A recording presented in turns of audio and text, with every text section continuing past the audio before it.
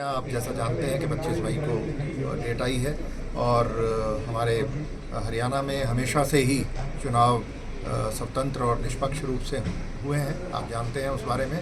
और हरियाणा पुलिस और जो पैरामिलिट्री की फोर्स हमें मिलती है चुनाव प्रबंधन के लिए, वो सारे मिलकर के, और जो सिविल एडमिनिस्ट्रेशन है वो सारे मिलकर के इलेक्शन कमीशन की हिदायतों के मुताबिक उसको सही तरीके से निष्पक्ष और स्वतंत्र रूप से करवाएंगे और हर बार की तरह बहुत बेहतरीन चुनाव हरियाणा में करवाए जाएंगे। अच्छा, कि सभी की किस तरह की मतलब साइबर क्राइम एक बड़ी चुनौती है, क्योंकि साइबर क्राइम आजकल हर व्यक्ति के पास स्मार्टफोन है और डेटा है, और बहुत सारे लोग यूपीआई पे पेमेंट्स करते हैं और हमारी नेट बैंकिंग का इस्तेमाल करते हैं। तो ये जो साइबर ठग हैं, ये किसी ना किसी भेष बदल के फ़ोन करते हैं और लालच दे करके लोगों को फंसाते हैं और उनका पैसा उनके अकाउंट से अपने अकाउंट में ट्रांसफ़र करवा लेते हैं। तो इससे बचना है हमें। लालच में आकर के किसी की बातों में आकर के हमने पैसा अपना किसी को ऐसे नहीं देना है बिना जान पहचान के, बिना वेरिफिकेशन के।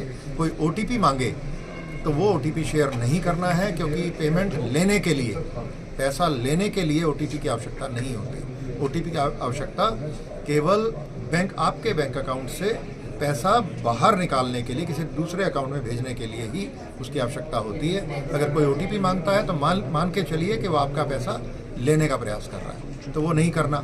दूसरा, अगर ट्रेडिंग में, स्टॉक मार्केट में बड़ा प्रॉफिट कमाने का लालच दे करके कोई आपको व्हाट्सएप ग्रुप में डाले और फिर आप उसकी बातों में आके वो फर्जी वेबसाइट बना के वो लोग आपकी शेयर जो खरीदवाते हैं उनकी कीमतें बढ़ी हुई दिखा देते हैं, उससे लालच में आ जाते हैं लोग और पैसा डालते हैं। तो बड़ी भारी मात्रा में ऐसे फ्रॉड हो रहे हैं। तीसरा, जो कुछ लोग फ़ोन करके कि आपका फ़ोन ट्राई से फ़ोन कर रहे हैं, हम आपका फ़ोन बंद होने वाला है, या आपके खिलाफ सीबीआई ने, ईडी ने, पुलिस ने कोई एफआईआर कर दी है, या कस्टम में आपका कोई पार्सल पकड़ा गया जिसमें ड्रग्स हैं और वहाँ पे आपका आधार नंबर मिला है।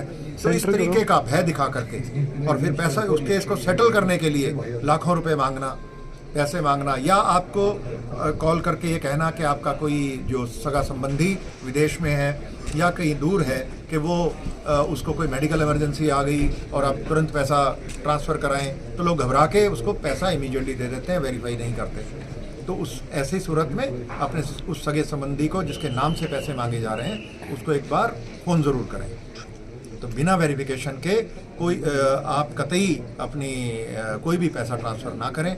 और यदि कोई पुलिस का, ईडी का, सीबीआई का, ट्राई का भय दिखा करके, आपका मोबाइल नंबर बंद करने का भय दिखा करके, या कोई आपको केस में फंसाने का भय दिखा करके पैसे ऐंठने की कोशिश करे, तो उसको आप बिल्कुल ना माने और 1930 1930 पर फ़ोन करके आप इसकी सूचना तुरंत हमें दें।